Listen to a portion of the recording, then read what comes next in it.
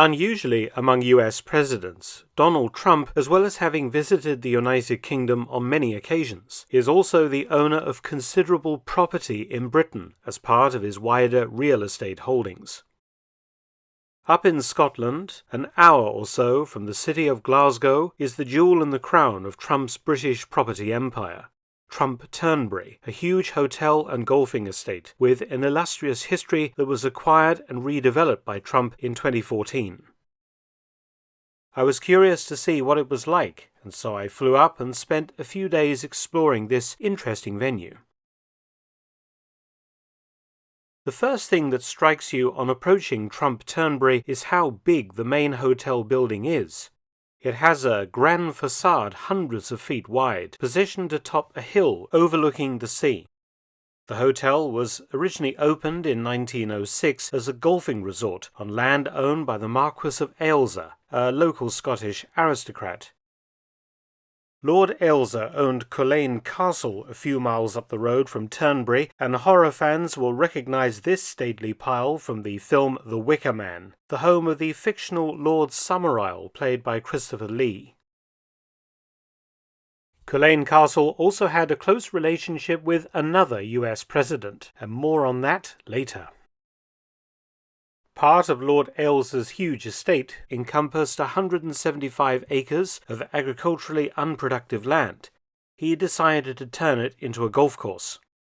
The course soon began hosting major golfing tournaments. During World War I, the course was turned into a Royal Flying Corps airbase, and the hotel became a hospital for war wounded.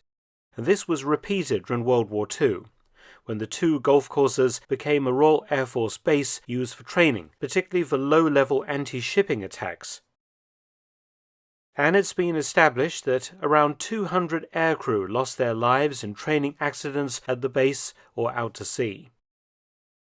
Post-war, the by now dilapidated hotel owned by British Transport Hotels and the courses were rebuilt and reopened. Over the next 50 years, Turnberry was home to the Open Championship 4 times, as well as many other famous tournaments, and welcomed many celebrity golfers and amateurs as well, including Bob Hope, Bing Crosby, President Dwight D. Eisenhower, and non-golfing celebrities like Rod Stewart, ABBA, and many more. It passed through several owners, until Trump purchased Turnberry in 2014 for $60 million, renaming it using his own name, and it has been estimated that the Trump organization has invested some $200 million into the property, reinvigorating the course and the hotel and enlarging it considerably, and it now encompasses some 800 acres. So let's begin with the main hotel building. It has 204 guest rooms. In the entrance hall is an interesting memorial, a plaque commemorating the death of U.S. Secret Service agent Noel Remagen, who died of a heart attack at the hotel whilst on duty on the 17th of July 2018, when part of President Trump's escort detail when Trump was visiting Turnberry. The entrance gives on to the first of a series of Edwardian public rooms, showing the elegance of former times, each extensively renovated by Trump. The first is the Grand Tea Lounge and Bar. Down a wood-panelled hallway is the 1906 restaurant, named of course for when the hotel first opened. A gourmet dining space with white columns and crystal chandeliers, its wide windows giving out onto a view of the Irish Sea, the famous Ailsa Craig volcanic island, and in the distance the Isle of Arran. Connected to the 1906 restaurant is another large Edwardian dining saloon. Beyond that is the famous Trump Ballroom, a huge space used for a variety of events, particularly weddings. Each of these Swarovski crystal chandeliers in the room reportedly cost £250,000. At the opposite end of the hotel is another long panel corridor, One of the rooms off of this is the Donald J. Trump boardroom, which the president uses for meetings whilst he's at the hotel, and which houses the only portrait of Trump inside the hotel. Further on is a long corridor that leads under the road outside to connect it with Turnberry House and its spa. The corridor is lined with details of the hotel's long history, its famous guests, and visits by President Trump and his wider family.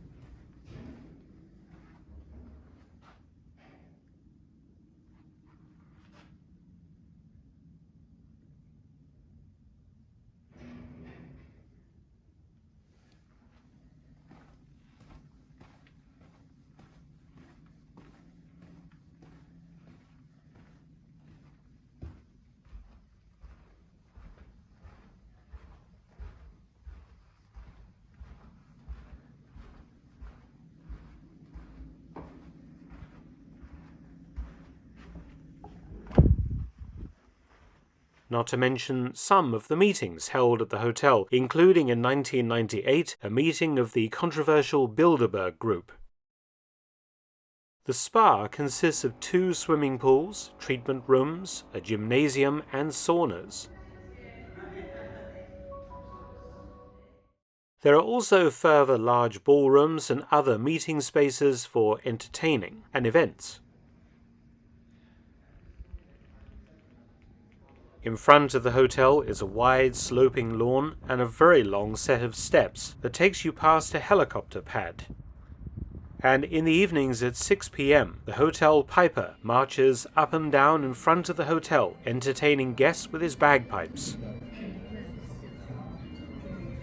The large building at the foot of the hill across the road is the clubhouse, another Edwardian building that was expensively refurbished by Trump in 2015.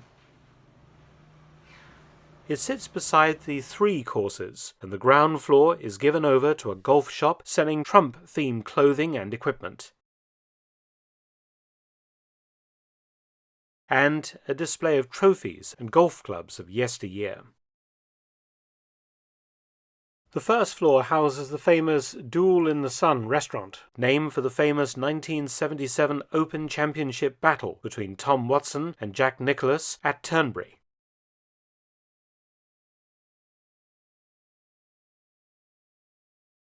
The golf courses back onto a beautiful stretch of beach, also part of Trump's estate.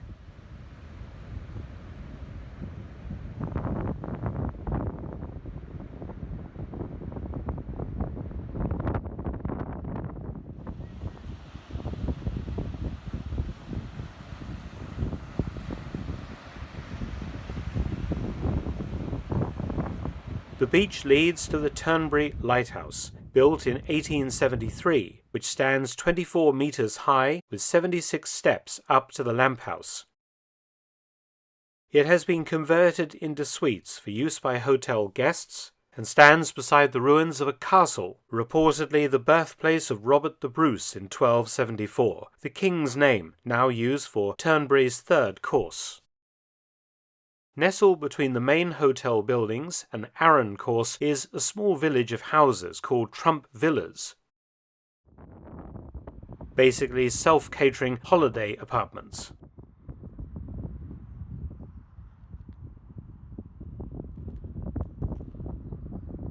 Further away is the extensive Turnberry Equestrian Centre, indoor riding arena and stables. One of the activities afforded to guests, apart from golf, is horse riding, the other being clay pigeon shooting.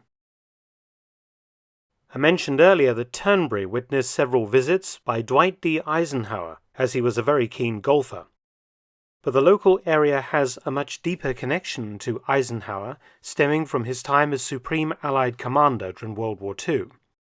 As a thank you from the people of Scotland to Eisenhower, the top floor of Culzean Castle was turned into a private apartment for the exclusive use of Eisenhower and his family. In 1945, the castle was acquired by the National Trust for Scotland from the Marquess of Ailsa, and Eisenhower first stayed in October 1946, and again in 1951. Following his election as president, Eisenhower visited again in 1959 and made one final visit in 1962. The Eisenhower suite is now a hotel, and you can hire his apartment, still containing much original furniture. Culzean Castle has some fascinating features, not the least being the armoury, with its beautiful displays of pistols and swords.